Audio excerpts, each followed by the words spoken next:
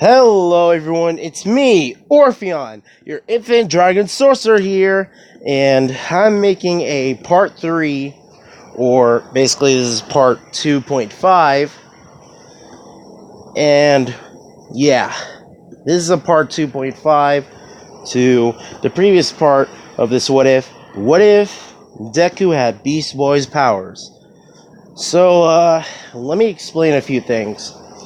It's not gonna be Uraraka only being his love interest, but possibly Asui, Froppy, the Frog Girl, and Momo. And possibly in this What If, there's gonna be a lot of girls falling for Deku in this What If. So I'm just letting you all know now, right now. Alright, let's get started on the What If.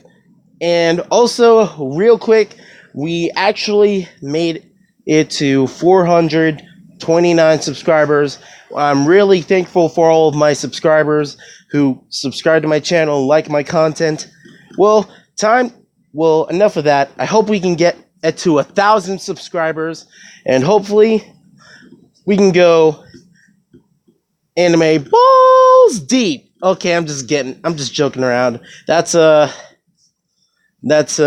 reference from another YouTube channel. Alright, let's get started on the What If. Where we last left off, during that same day, well, not the same day, I think it was the next day, Momo, she walks up to Deku, and she recognizes him because of his green complexion and green hair. And Momo, she then tells Deku that, "Don't you remember me? It's me, Momo Yanyorozu." And Deku's like, "Wait, what? Is that you? Momo? You're the little girl that I protected way back, that I saved from those tigers. It was from the zoo." And Momo, she's like, "Yes, that was me. Thank you for saving me back then." And Deku's blushing, and he's like, "Okay, it's no problem. I didn't even know I had a quirk back then, but I thought my quirk was just being green. So, yeah, I'm really glad that you're okay." And then it was almost time for class to start. This was happening right in the middle of class, and all the guys are glaring at Deku, and he's like, first, there's that one girl, now, another one? What is this kid, getting a harem? And Minetta's like glaring at Deku, and he's like starting to cry tears of blood, and he's like, "I'm so jealous, I could kill him." He's almost like, "I'm so jealous, I could freaking kill him."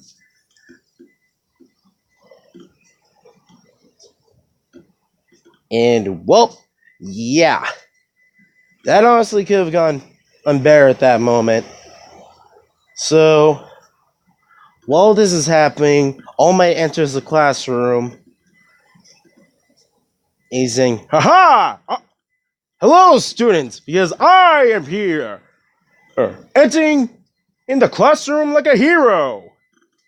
And sorry if my voice impression is a little cringe, but bear with me, guys. Everyone's like shocked, and it's like, "Oh yeah, it's All Might."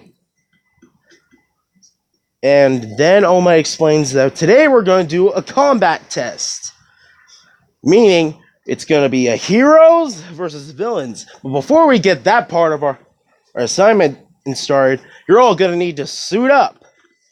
And let's just say that Deku's suit is going to somewhat stay the same, but it's going to look like it's going to be a little bit red, white, and, well, basically red and white. It's going to be kind of like that, because it's going to be made woven out of Deku's hair, so that way it doesn't rip. And, well, so that way he doesn't ending up not wearing any of his clothes after he transforms. So you don't need to worry about that. He actually has a new costume that looks kind of like Beast Boy's outfit in Young Justice. So that happens relatively similar. Then everyone's exiting the hall to the field testing area where they're going to be fighting each other to do this little practice. It's not exactly practice, but it is practice to help them get used to fighting people that are not so predictable.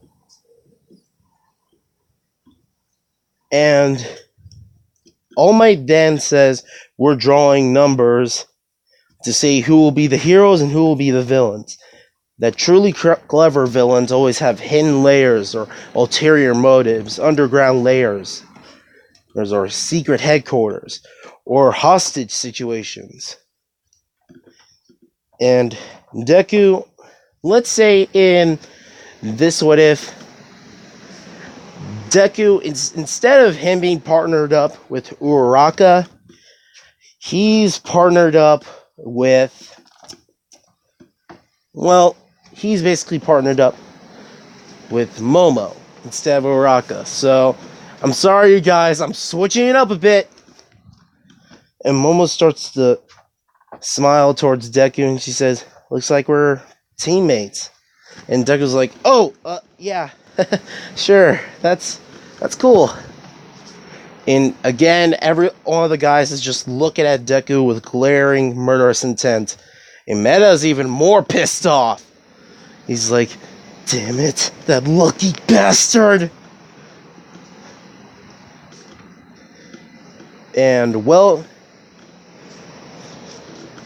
then everyone heads to the observatory room where everyone's going to see from the surveillance cameras how this is going to play out. And Bakugo, he's not exactly as the same in this what if as he is in canon, so he's not going to be pissed off that Deku has a quirk. But yeah, let's move on with the what if. Deku and Momo are sneaking in to try to get surveillance, and Deku asks Momo to try to stay hidden because Bakugo might try to act as a scout. So he basically turns into, I don't know, maybe he turns into pretty much a fly or a spider and pretty much crawls and tries to get around. And he then turns into a little gecko, and then he goes through the air vents and ventilation systems. And while this is happening, Bakugo, he's trying to find Deku and Momo is promising to stay hidden, and she relatively doesn't do anything because her quirk isn't well suited for close combat, especially for people's quirks like Bakugo, so she knows she's at a disadvantage. And while this is happening, everyone in the surveillance room is seeing this, and they are cheering for Deku, especially Uraraka, and they're trying to figure out, where did he go? We can't exactly see him. And this is when All Might activates the cameras in the ventilation system, and they see a little green spider crawling into air vents and then turning into a gecko. And this is basically Deku. And it's like, a lizard? He turned into a gecko? And he's making sure he avoids coming into contact with anyone, and he's staying quiet, and he's staying constantly in his animal forms. So then he finds the room where Ida is guarding the fake bomb. Then he tries to turn into a spider. He does, and makes a web down to get close to the bomb. And then Deku transforms into his human form right behind the bomb, and he touches it, and basically the hero team wins. And Bakugo was like, "What?" And so well as Ida, and he's like, "Okay, how did they win?" And Deku, he comes out from behind the bomb. He's like, "What's good? I actually went to the ventilation system using my quirk." And Bakugo's like, ugh, of freaking course. Of course Deku would do something like that. And yeah, that part actually just went out without a landslide, and everyone is doing their own thing with their teams. Some of the students playing the villains and guarding the bomb in different buildings, and Momo and Deku are just watching this, and Momo's just really glad to see that she was actually teamed up with Deku, because she has developed feelings for him, and Deku's just blushing and nervous and trying to stay calm. Then, while this happens, later on that day, everyone is just having their daily classes. So Momo, Uraka, and Asui, they're basically just talking about Deku, and they admire him. And yeah, Asui, Froppy, she's like just trying to be straightforward with Deku, and she's somewhat very blunt.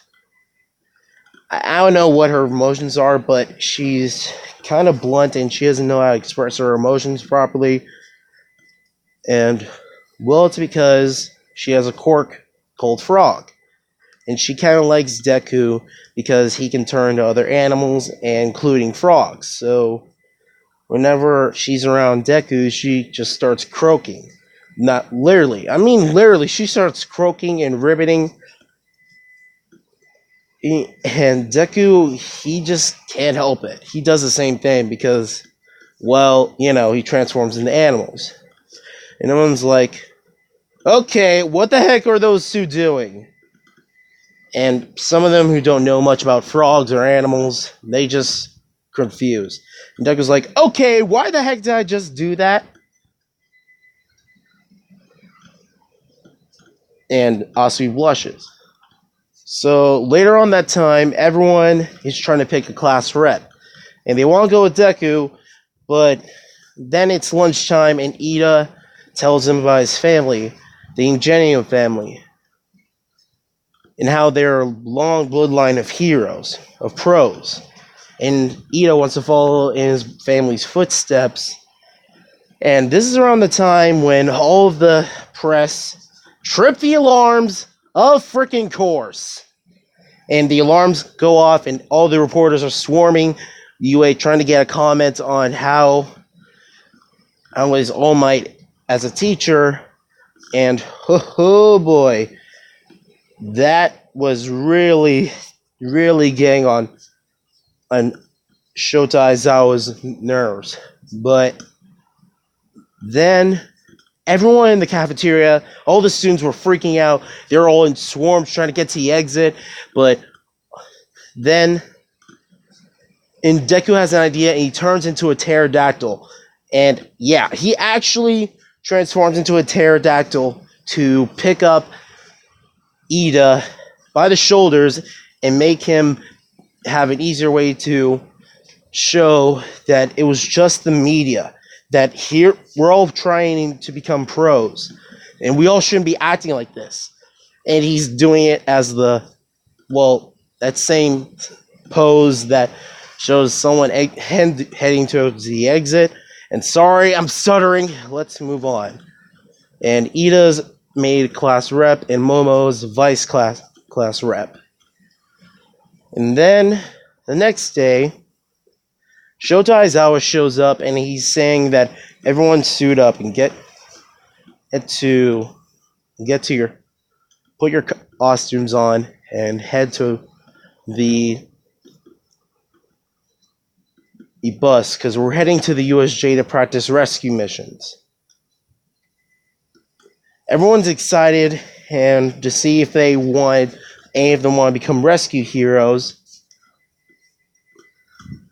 But Deku, he's like, okay, let's do our best.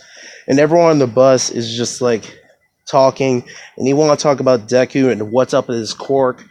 And is he have multiple quirks or he just has one? And yeah, let's just say Deku, he says, oh yeah, my quirk It's called Beast. Let's just call my quirk Beast. It allows me to turn into any animal, including extinct animals that I've never seen, like dinosaurs. And yeah, everyone's like shocked, and they said, okay, we can see that, but it's called Beast? Really? Kind of an odd name for a quirk. And, well, everyone gets to the USJ. 13 shows up, and everyone's fangirling over 13. 13 is explaining that her quirk, Black Hole, can also be used to kill, and as well as your quirks can be used to kill someone. And so that's why you're going to become heroes, to make sure that that situation doesn't exactly happen. And then everyone enters the USJ, but then they all see a portal open in the center, and the lights start to go out, and the power's out, and they all see a bunch of villains entering a portal. Oh, and they come out, and so is Toma Shigaraki and Konagiri. And everyone's like, wait, is this part of the act? Aizawa, I thought you said we were going to do rescue missions, not practicing fighting villains. And Aizawa puts on his goggles, and he says, those aren't actors. They're real villains. 13, protect the students and get everyone else out of here, and try to signal the school that we're under attack. And 13's trying, as well as Denki, and he's using his support item on his costume, trying to signal, and it's not working! Dang it, someone must have a jamming quirk that's preventing us from calling out for help. And then everyone's trying to figure out who's the fastest, and they all decide Ida, but Onigiri tries to stop Ida from calling the pros, or trying to call for help. And, yep, of course, the duple arms student, the guy with the duple arms, he pretty much stops Konagiri from stopping Ida by wrapping his arms around Konagiri and preventing him from warping Ida away. So then Konagiri tries to warp, separating all the students individually, and Mineta, Deku, and Asui, they all get sent to the Shipwreck Zone. And then this is the time when all the villains are trying to attack, like Mineta, and Froppy and Deku, they basically climb up. Deku transforms into a shark, a very deadly hammerhead shark, and he rams towards all of the villains, and he tries to find a way to fly up, and he turns into a pterodactyl and lands on the ship. But all the villains are trying to use their items or their weapons to destroy the ship and make them sink to wars. So yeah, Deku tries to use One for All, and he actually manages to... his body's a lot stronger in this what if, so he doesn't break his finger or his hand. And well, he causes a major shockwave, and the air pressure in the water causes a whirlpool, and Mineta is throwing all of his sticky balls into the center of the whirlpool, and all the villains that are stuck there, they're just trying to get out, but they can't because of Mineta's quirk. And then Asui, Mineta, they all get on Deku's back, and he actually is able to fly everyone to the shore. When they're seeing how Shoto Aizawa is having a little bit of trouble fighting against multiple villains because his quirk is not well suited for fighting a whole bunch of villains. And then this is when the Nomu shows up, and he basically breaks Mr. Aizawa's arm. He broke them like twigs. And then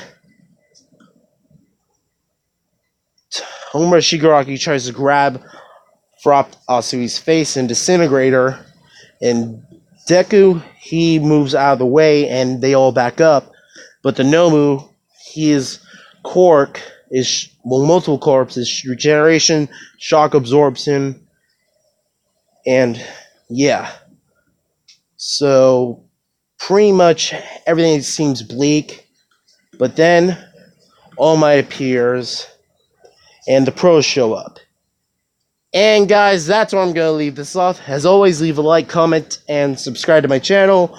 Hope you guys like my videos and I gain more subscribers. And alright, I need to get started on the next video. And as always, thanks. Infinity Overdrive, infinite realities, infinite possibilities.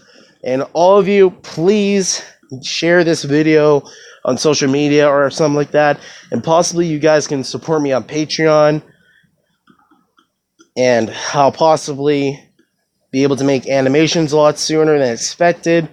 So yeah, and I hope we can make it up to 1,000 subscribers, and we can have everyone become official citizens of the Omni Nexus, meaning the center of the Omniverse.